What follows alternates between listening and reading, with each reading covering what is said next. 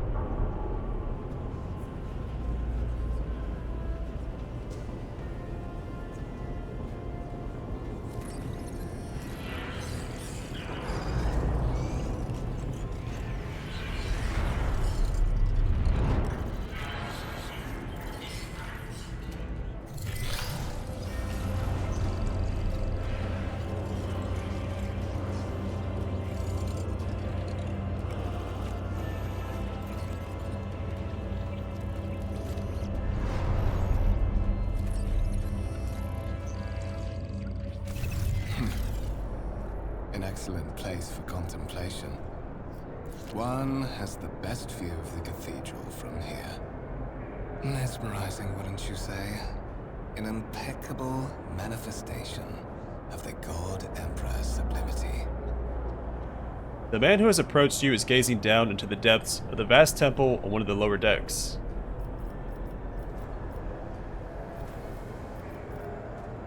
Frankly, such excess can be tiring at times. I believe there are those among us who share that sentiment. But such is our duty, is it not? To overcome base weaknesses and desires, so as to excel in our service to the God Emperor, the master of humanity.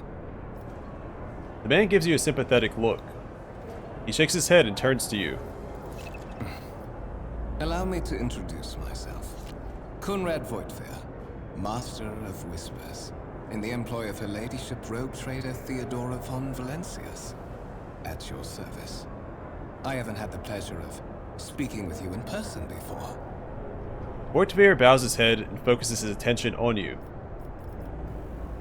My name is Donald. My regards, Master. Or should I say, von Valancius, scion of a blessed Rogue Trader house in the service of the Imperium. Perhaps this kinship came as a shock to you.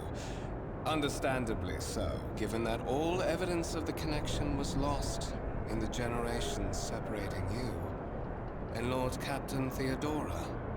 It required no small effort on the part of Her Ladyship's servants to discover and verify this blood tie, which has now made you one of the heirs of this dynasty. Voigtveer looks you up and down with a thin smile. Lord Captain, a strange title for the Lady Theodora. Such are the traditions of the Imperium. Lord Captain is the title that was established in the annals of the Lex Imperialis at the time when the first rogue traders entered the God Emperor's service, and therefore, it is sacrosanct. You have a curious title, Master of Whispers. What are your responsibilities? To put it plainly, I am the head of the network of spies and informers who serve the interests of House von Valancius. I uncover weak links both among Lady Theodora's retinue and in the ranks of her rivals. I eliminate our vulnerabilities and exploit those of others. Tell me about the one on whose ship I have found myself. I would rather not discuss the Lord Captain behind her back. Especially not on board her ship. No one knows better than I that whispers are wont to attract particularly close attention. Suffice it to say that her ladyship is the bearer of the sacred warrant of trade and a woman of immense power and entitlement. However privileged your position may be, I ask that you do not incur her anger by being disrespectful or obtuse. Lady Theodora despises both qualities. Voidfarer laughs and shakes his head. You say I am one of the rogue trader's heirs, so there is another candidate. There is. And you will meet him soon enough. Voidfarer shrugs slightly.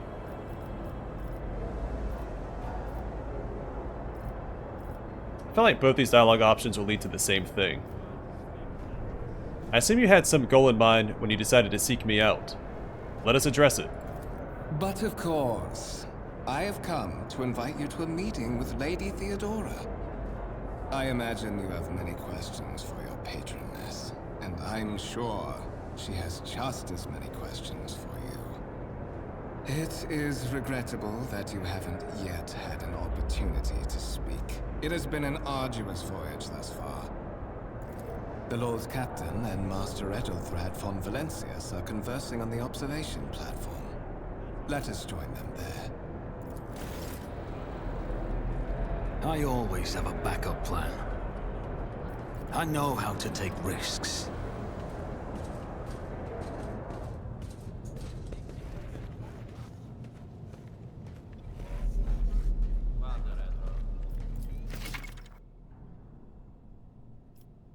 Okay. Yeah, that's pretty self-explanatory. A massive conference table, obviously crafted from real wood. A resource of incredible value aboard a void ship. Always keep your eye on the prize. I showed the data on the vid screen. The sacred mechanism has been interfered with without due reverence. The duration of the data processing cycle has tripled.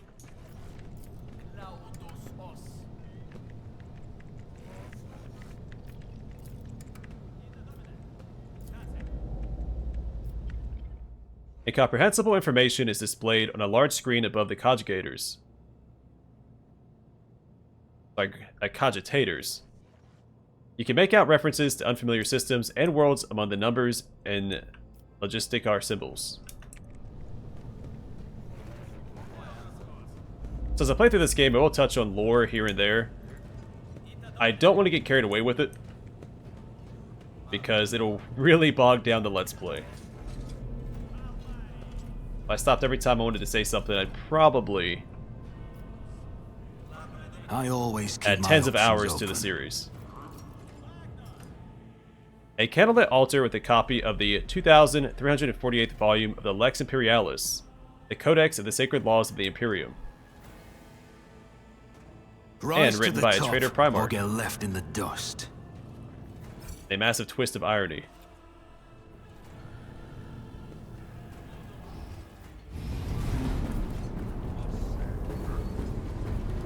One of the von Valancius trophy rooms.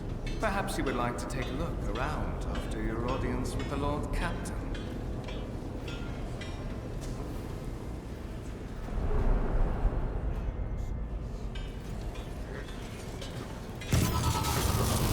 What's happening?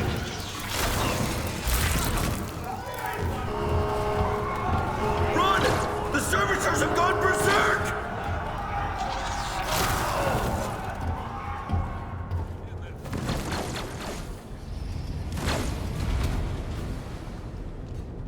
Challenges make the spoils that much sweeter.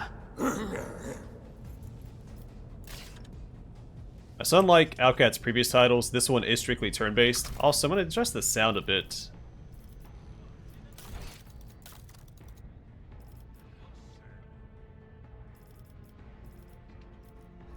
It seems a tad too loud. Like that should be fine.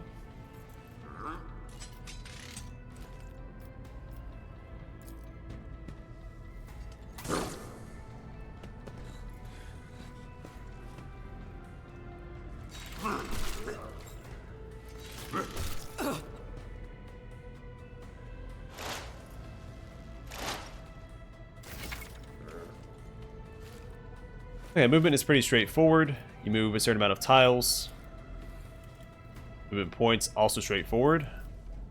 Move 1 tile per point that you have. I also have a pistol. I have my abilities from character creation. I'll put myself between the crew and the servitor. It's kind of my character's forte.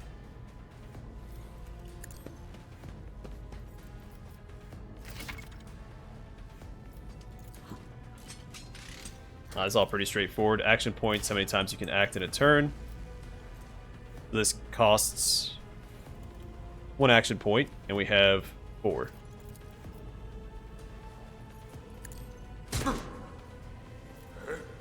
I refuse.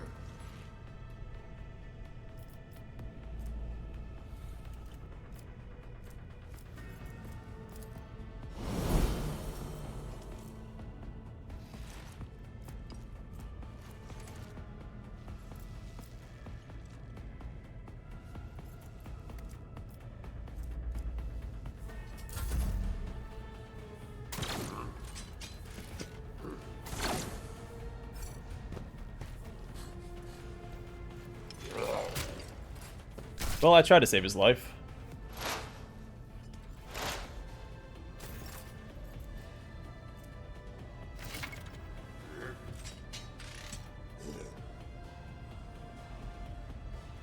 Okay, so attacks of opportunity work like most other CRPGs. You try to move away, you'll take a hit. Alright, so he's affected by an injury and an exploit, which is what Voidfarer had cast. At the start of each turn, the operative inflicts +1 stack of the exploit effect on all enemies in the operative's line of sight. If the operative hits a target with an exploit stack, the attack deals % more damage. The damage is also increased by 10% for each exploit on the target. The attack removes all exploits from the target. In Frenzy, this creature receives bonus MP and an additional attack per turn. Straightforward enough.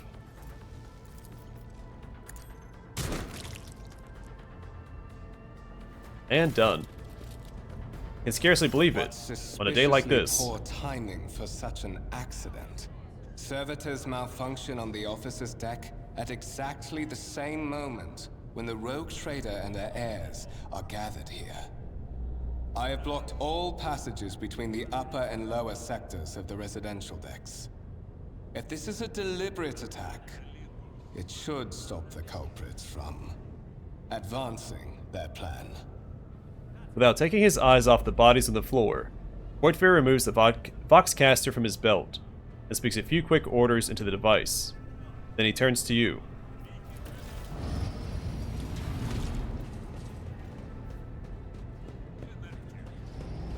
Spread out. No one is allowed to enter the premises. Stations. I'm afraid I must remain here. For Lady Theodora's safety, I have to oversee the execution of these orders personally. I hope you will have no difficulty reaching the observation platform on your own. It is just at the end of this corridor. The lines on Voidfarer's forehead soften. His voice regains its usual courtesy. The Master of Whispers gives you a curt bow.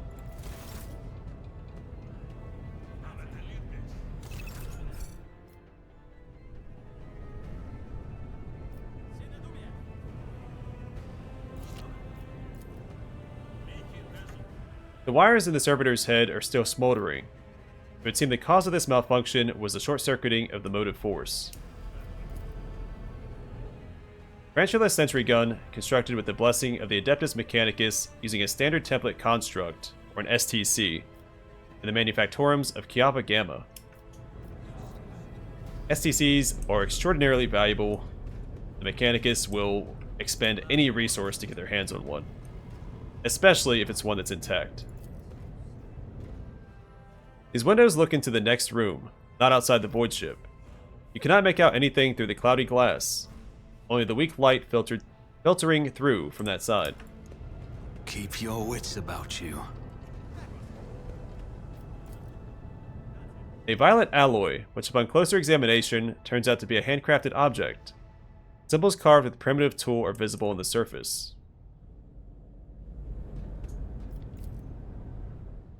A black shard resembling obsidian. If you look closely, you can discern a strange, barely perceptible glow inside the artifact. A massive golden amalgam interspersed with sparkling particles. This is a Lehman Russ battle tank. Lehman Russ battle tank, reclaimed and restored by the grace of the God Emperor, the first to breach the capital walls during the pacification of Vortes Chthon. Or Chiton. Those tanks are named after one of the Primarchs. The Primarch specifically in my favorite Space Marine chapter, the Space Wolves. The stone on the pedestal is no doubt solid, but its surface shimmers and changes hue, as if someone has captured a piece of turbulent sea within the rock. A strange object that resembles sea coral. The porous surface is pitted, a sign that it has been underwater. A gray-green crystal with white veins. A low hum can be heard coming from the artifact. Is there money to be made?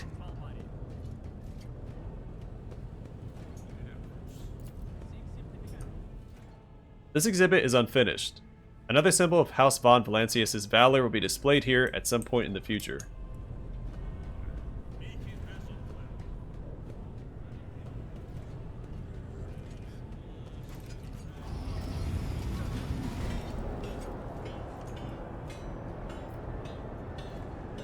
I see you raise your head again.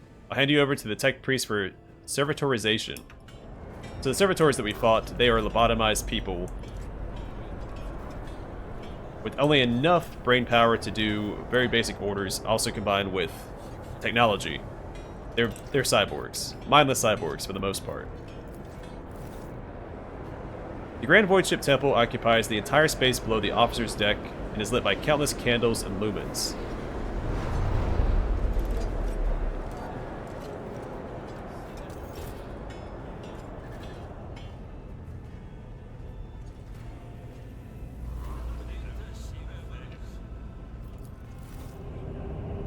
The lifts carrying people around the decks move with a loud grinding noise.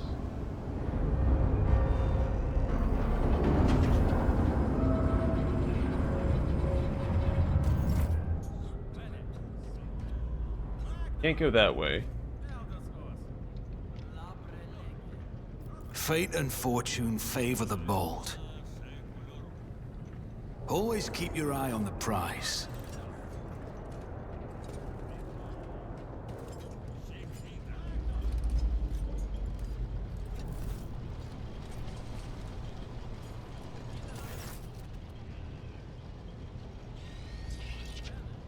That is simply irrational, Lady Theodora, says the man dressed in a peculiar garb, his voice tight with tension. His face, half of which is covered by sin skin, is twisted in a grimace of displeasure and disbelief.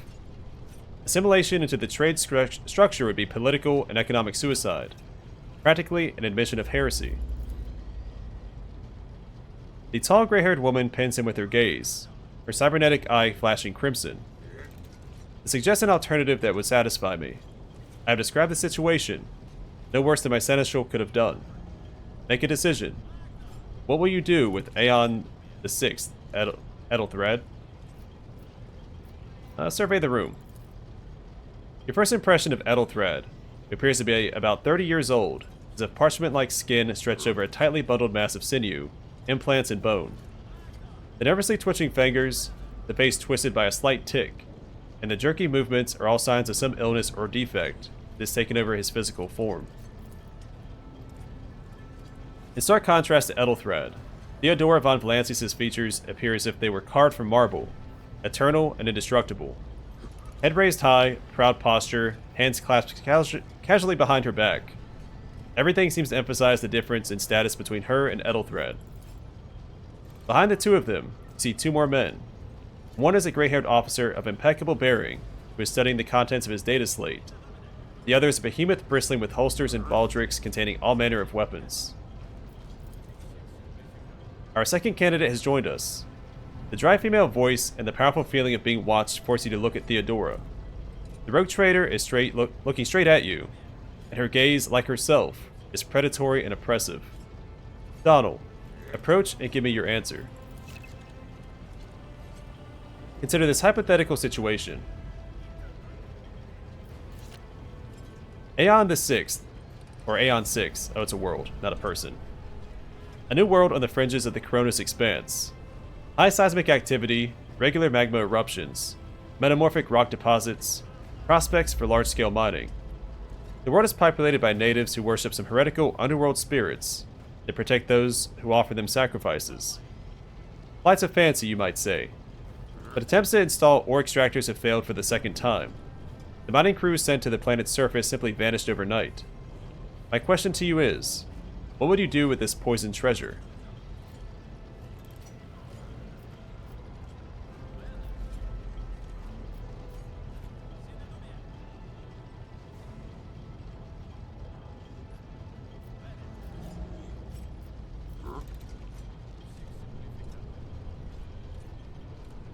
Those spirits could well be the natives' name for dangerous aliens. I'd first verify if that is indeed the case, if the population of Aeon 6 engages in xeno-worship. Theodora arches an eyebrow. Reasonable and prudent. However, chasing after ethereal creatures may prove a rather long and fruitless endeavor. Ethelthrad scoffs. Apart from Xenos, an untrodden planet might be teeming with myriad horrors that are far more dangerous and difficult to eradicate. I suspect that you, Donald, are simply unaware of their existence.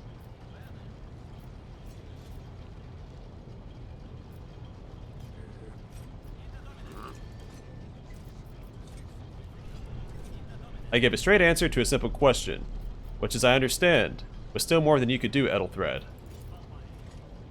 The color drains from Ethelthrad's face, which distorts his features further. Insolent, ignorant upstart. How dare you? And that's in my character's character to call out weakness, but it's to make him better. Very commissar-like. Ethelthrad. Theodora's tone renders him silent. I believe I gave you an assignment on this ship.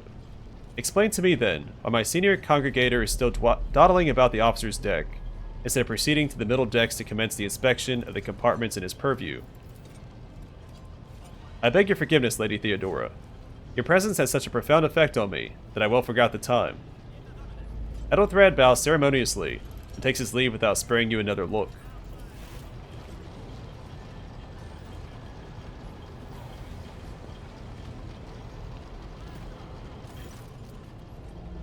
Theodora's gaze follows him as he leaves. Then she turns to you. So, Donald, why are you here?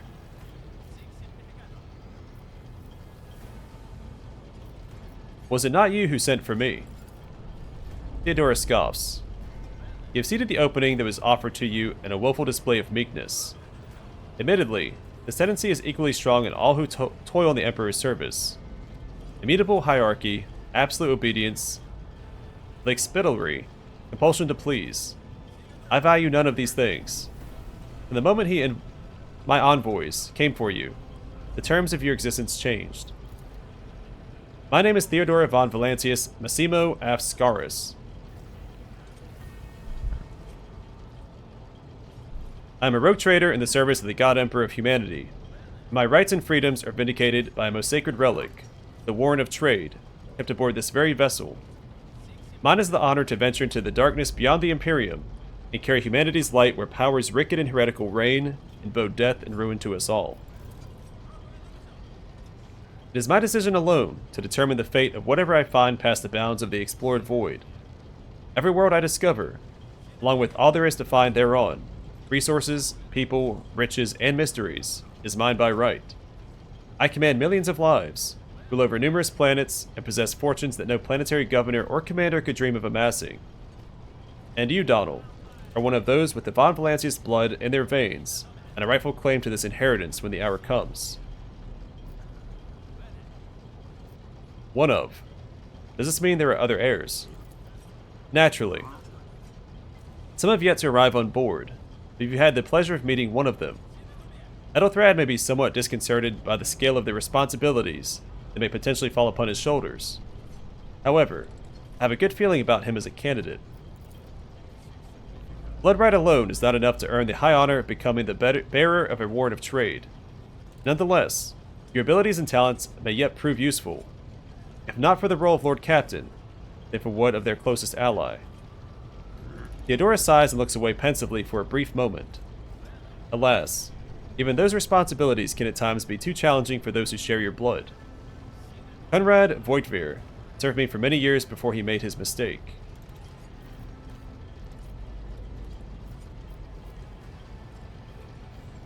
Did I hear you correctly? The Master of Whispers is related to you. His kinship to me is most distant, as is yours. Nonetheless, he does bear the name von Valancius, even if he avoids using it publicly, and as such, strictly speaking, can be considered my heir. That door, however, is closed to him. Voigtveer's performance in his current role is satisfactory, or used to be at least. If you are satisfied with Ethelthred, then what sense is there in having this conversation? Why are you wasting your time on me? Theodora shakes her head. Impatience. I'm rather fond of impatient people. They're not as quick to resign themselves to circumstance, and more eager to show initiative. Even if I do choose Ethelthred as my successor, I'll still require loyal advisors. The skills and knowledge you acquired in your former life may prove invaluable here in the Coronis Expanse. Once, you were a commissar of the Imperial Guard, a political officer who was not afraid to face his own death or to send his underlings to theirs. Resolve, faith, and placeability. All of it gives one a unique perspective when presented with a situation where a less steadfast individual could falter. Trust me, your future holds plenty of situations where your commitment to your duty, or your house's interests, will be one of your strengths. So, implacability. I said implaceability. Moreover, Theodora chuckles slightly. Even changing your family name will not rid you of the fame you previously garnered. I hope it will also help you bring glory to the von Valancius dynasty, to which you now belong. Thank you for clarifying. May I ask my questions now? The vox affix of Theodora's attire suddenly comes to life. All you can hear is unintelligible noise. Theodora winces, shuts off the transmission. It gives you an imperious nod. I have some time before the navigator gives a signal to initiate the void ship's translation out of the warp, and my presence is required on the bridge. I'm going to ask this just because it's part of the dialogue. I know what they are. Navigator, translation. What are these things that you speak of? Theodora shakes her head. Sometimes I forget that people without direct access to a ship's bridge may not know the first thing about how a void ship travels between the stars. Vessels such as this one are capable of leaving real space and traversing into the warp, an otherworldly dimension of cruel and unthinkable forces. By entering it under the protection of the Geller field, we shorten the route to our destination, crossing distances that would require hundreds of years in a matter of weeks instead, sometimes in days or even hours. That can go both ways. Time in the warp is not linear. That is how humanity spread across the galaxy. That is how we were able to build the Imperium, which spans millions of stars. An incident took place on the officer's deck. Some servitors went berserk and attacked the crew. Is that so? Perhaps the technomats were careless during maintenance. Or it could be the warp playing tricks on us in despite of the Geller field. Or perhaps there is something to all the stories about the ship being possessed after all. Theodora laughs nonchalantly. The gray-haired officer gives the rogue trader a look of cautious disapproval. Lady Theodora, for the God Emperor's sake, surely you do not intend to start repeating idle rumors spread about by uneducated riffraff. Enough, Abelard. Such hearsay amuses me. Adira eagerly retells me everything she learns from the whispers of her unseen advisors. She turns to you. The ship is thousands of years old, has enough hidden nooks, malfunctioning cogitators, and unused compartments to make ignorant folk speak of specters dwelling inside the bulkheads, and plotting against those who yet live. Where is your ship headed? The Rycad system, the domain of rogue trader Winterscale, one of my peers and rivals. Only 3 rogue traders exist in the Coronis Expanse, and each of them possesses resources comparable to mine. Perhaps you will one day assist House von Valancius in surpassing both of them in affluence and splendor. I set the course for Rycad on the demand. Theodora grimaces. She gives you a stern look, then shrugs. For a very specific reason. Perhaps I shall yet apprise you of the purpose for this voyage, but now is not the time. What are my current responsibilities? Observe, learn, absorb. It will take time for you to find your bearings aboard this vessel and in your new position. Eventually, I'll find a post that suits you as I did for Ethelthred. Until that time comes, consider yourself my aide.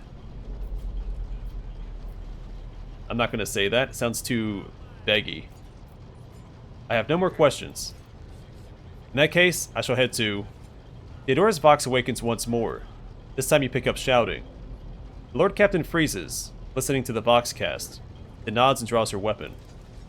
Disturbances reported on the adjacent decks. Seneschal, the need arises. Protect the new blood. She glances at you.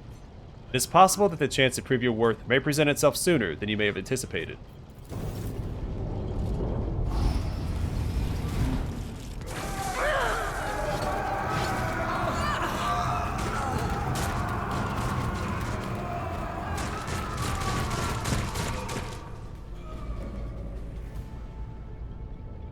No mercy to those who oppose von Valancius.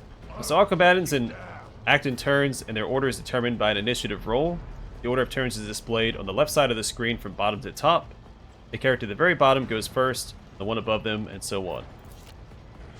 Easy peasy.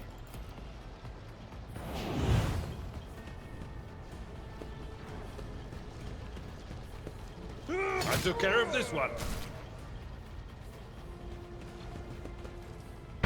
Oh, I should have checked my inventory.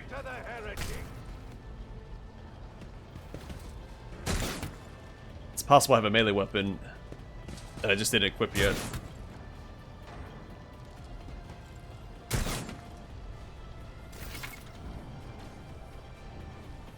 Alright, so cover. Use cover to avoid enemy attacks. Cover that a character can hide behind are marked with a shield or a shield with a skull.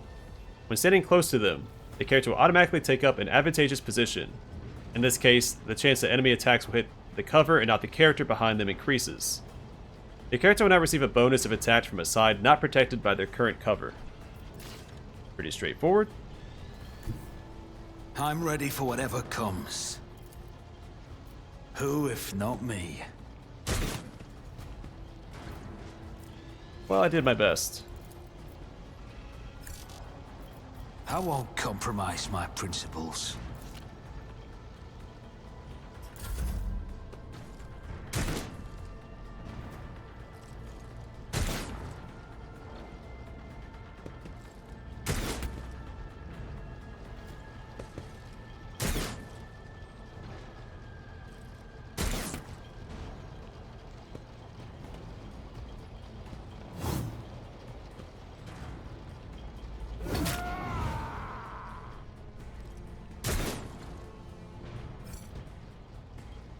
How'd you like this? Reduced to dust. I took care of this one. Glory of the Imperium. Well, the melter weapons look like Brace fun. yourself, Abelard.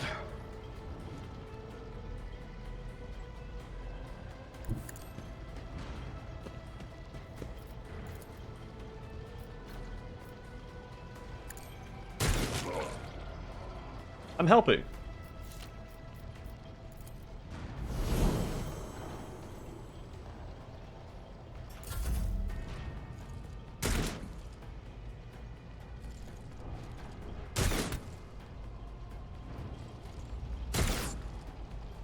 Pain and duty go hand in hand. Plasma weapons also look like fun. Reduced to dust. I took care of this one.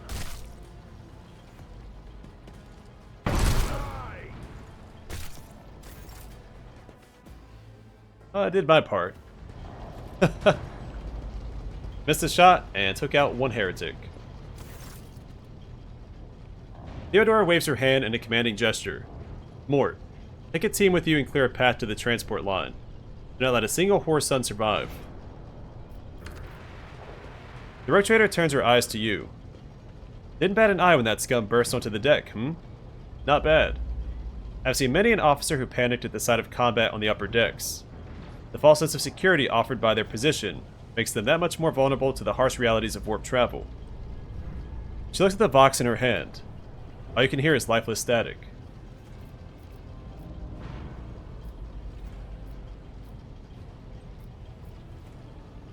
The incident with the rampaging servitors may be connected to what is transpiring now. Possibly. Quite likely. Theodora winces and flicks a switch on her box a few times. We'll investigate at a later time. Right now we need to isolate the affected compartments and try to assess the situation. What are your orders? She breaks eye contact with you. Mort has gone on ahead to clear a path for us. You're gonna make yourself useful. Go after him and see if the Arc Militant requires aid. And be quick about it. Alright, well things are getting exciting. Abelard, check the latest communication reports for the upper decks. Report from the engine seers. Request for cargo transfer. There. I see an alert about loss of communication with decks 8 and 12.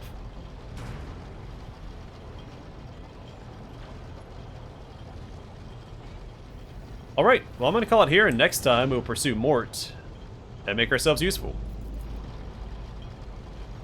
But for now, thanks for watching. I hope to see you guys in the next one.